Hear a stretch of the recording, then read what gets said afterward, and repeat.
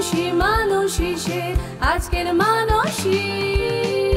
নমস্কার, আমি পায়েল, দেখছেন ক্যালকাটা নিউজ। এখন আমরা যেখানে দাঁড়িয়ে রয়েছি বারুইপুর হাসপাতালের সামনে। এখানে বেশ কয়েকটি খাবারের দোকান রয়েছে, কিন্তু তার মধ্যে একটি দোকান যেখানে কাজ করেন বছর 60-এর এক মহিলা, যিনি রোদ ঝড় বৃষ্টি সবকিছু মাথায় করে এখানে মুড়ি বিক্রি করেন। কিসের তাগিদে এবং কেন তিনি এই কাজ করছেন জানবো আজই তার জীবন সংগ্রামের কথা। আমি শাহিদা শেখ, এটা আমার গল্প। বারুইপুর হাসপাতালের গেটের বাইরে এক মশলা মুড়িওয়ালা ব্যবসা করছেন বিগত কয়েক দশক। আশেপাশের সব পুরুষদের ভিড়ে তিনি নিজের অস্তিত্ব বজায় রেখে চলেছেন। গোটা দিনের বিক্রি গড়ে 300 থেকে 400। এরই মধ্যে মুড়ি ছোলা কাঁচামাল কিনে বাকি টাকায় দিন গুজরান। শাহিদাদি, আপনি এখানেই এই ব্যবসাটা করেন তো রোজই? হ্যাঁ, আমি রোজ ঝড় হোক বৃষ্টি হোক পানি হোক যা হোক আমি এখানে চলে আসি সবসময়। এটাই কি আপনার রোজগারের একমাত্র রাস্তা? হ্যাঁ, এটা আমার রোজগারের ইনকামের রাস্তা। এটা আপনার বাড়িতে আর কেউ রোজগার করে না আপনি ছাড়া? না, আমার স্বামী অকর্মা, একটা ছেলে, দুটো ছেলেও অকর্মা। আমি একাই এই মুড়ি বিক্রি করে আমার সংসার চালাই। হাসপাতাল থেকে প্রায় 1.5 ঘন্টা ভ্যান চালিয়ে শাহিদা বিবির বাড়ি। সোজা হয়ে ঘরে ঢোকা যায় না। রোদ ঝড় বৃষ্টির সঙ্গে নিবিড় সম্পর্ক শাহিদা বিবির।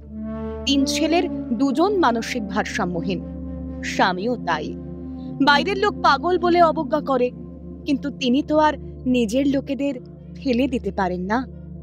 ধার করে ছেলে 3টের ঘর পাকা করে দিয়েছেন, নিজেরটা অবশ্য করে উঠতে পারেননি। এই সরু একটা গলি, তার মধ্যে একটা এক চালার ঘর, এটাই শাহিদাদির সংসার। দিদি, এটাই আপনার বাড়ি তাই তো? এটাই আমার বাড়ি। কতজন থাকো বাড়িতে? আমার টোটাল ফ্যামিলি 12 জন। 12 জন। সবাই একসাথেই থাকা হয়? না, বড় ছেলে আলাদা আছে আর দুটো পাগলা আমি আছি আলাদা। কারা পাগল? আমার 2 ছেলে পাগলা, আমার স্বামীও পাগলা, যার জন্য আমার 1 ঘন্টা 20 মিনিট গাড়ি চালিয়ে হসপিটালে যেতে হয়। গিয়ে ঝড় হোক বৃষ্টি হোক পানি হোক যাই হোক আমার ওখান থেকে ইনকাম করে এনে ওদের মুখে দিতে হয়। তাহলে আপনাদের পুরো পরিবারে আপনি কি একমাত্র রোজগার করেন, তারপরে সকলের পেট চলে? হ্যাঁ, আমি একাই ইনকাম করি, সবার পেট চলে।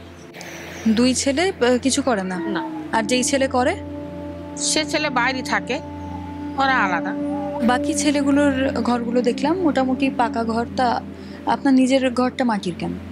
ওই লোন তুলেছি, লোন তুলে 3টে ছেলের আস্তে আস্তে টুকটুক করে ঘর করে দিয়েছি, আর আমি ওই মা ঘরে থাকি। বড় ছেলে সুস্থ, বউ নিয়ে আলাদা থাকে। মাকে ফেলে দিয়েছেন বলা যাবে না, মাই বরং ছেলের সংসারে বোঝা হতে চান না, জানালেন বড় পুত্রবধূ। আপনি শাহিদাদির বড় পুত্রবধূ তাই তো? হ্যাঁ, আমি পুত্রবধূ, বড় পুত্রবধূ। আপনার তো পাশের ঘরেই শাশুড়ি থাকেন তাই? হ্যাঁ, পাশের ঘরে শাশুড়ি থাকে, এটা আমি থাকি, আর পাশে দেওররা থাকে। তা আপনারা একসাথে খান নাকি আলাদা খান? না, আমরা সব আলাদা খাই। আমি আলাদা। আমার একটা দেওর আছে পাগল, শাশুড়ি নিয়ে খায়। শ্বশুর পাগল, একটা দেওর মাথা গরম, সে কিছু করতে পারে না, ও যা কোনো রকম জরি কাজ করে কোনো রকম সংসার চালায়। আর দেওর শ্বশুর দুনিয়ার পাগল, ওরা কিছু করতে পারে না। শাশুড়ি নিজে টাকা লোন নিয়ে আপনাদের যে বাড়িঘর করে দিল, আপনারা ভালো আছেন, আপনারা শাশুড়িকে দেখেন না বা আপনার স্বামী মাকে দেখে না? হ্যাঁ, দেখে কিরকম, স্বামী সেরকম রোজগার নেই তো। ওই 200-250 টাকা ওই যে পায়খানা চেম্বার খোলে, গর্ত খোলে, আমার স্বামী ওই গর্ত খোলে।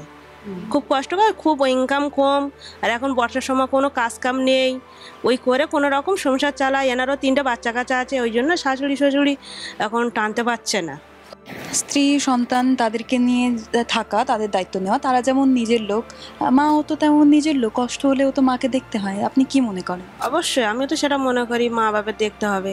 শাশুড়ি বলে আমাদের কাছে খাও, উনি বলতে চায় যে আমার এই পাগল ছেলেটা আছে, পাগল স্বামীটা আছে।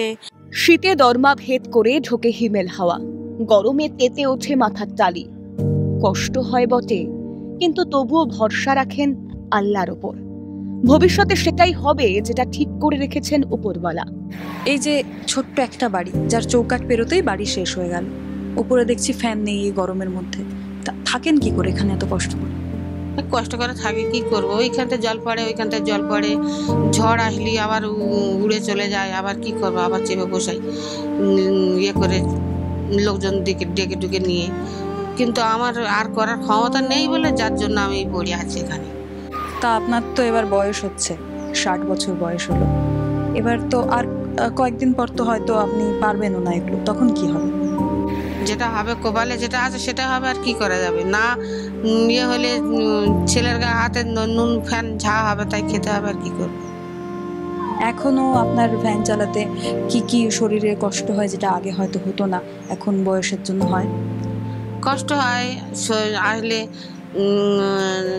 কষ্ট হয়, পা হাত পা যন্ত্রণা করে, সারাতেও যন্ত্রণা করে, আবার ফের গেলেও যাওয়ার সময়ও আবার যন্ত্রণা করে, আবার ফের ওখানে গিয়ে একটু রেস্ট নিয়ে আবার ফের মালজাল তৈরি করে আবার সারাদিন দোকানদারি করে দাঁড়িয়ে আবার ফের এসে আবার ফের পা হাত পা সব যন্ত্রণা করে, আবার এসে ঘন্টাখানেক পাখা ছেড়ে দিয়ে রেস্ট নিয়ে আবার ফের গিয়ে আবার ফের কাজে লাগি, রান্না বান্না করি, এইসবগুলো ইয়ে করি, আবার ওদের ডেকে ডুকে খাইয়ে গুইচে দিয়ে আবার নিজে দুটো খেয়ে আবার শুয়ে পড়ি।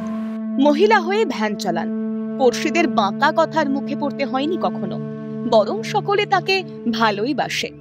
ঘর বলতে একটা পায়রার খোপ, কোনো এক অজানা কারণে সরকার বাহাদুরের নজর পড়েনি তার ভাঙা কুটিরের দিকে। সরকারের কাছে এই দিন দক্ষিণের একটাই আবেদন, মাথার উপর সামান্য ছাদ আর খাবার জন্য খুদকুড়ো।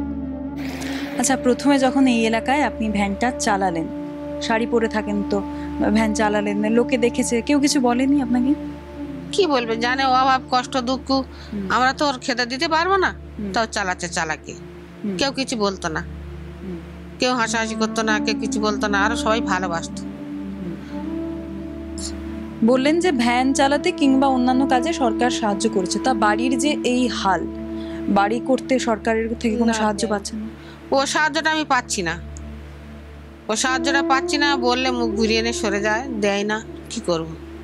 এত কষ্ট করে একা একটা মহিলা দিন যাপন করছেন, সরকারের প্রতি আপনার আর্জি কি থাকবে, যে আপনার দাবিগুলো কি কি থাকবে যেগুলো আপনার কাছে এখনো অবধি এসে পৌঁছয়নি?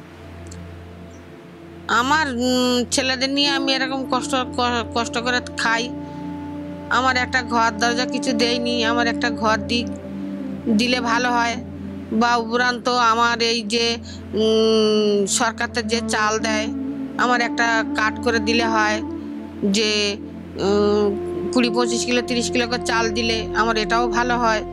এভাবেই চলতে থাকে শাহিদা বিবির গল্প।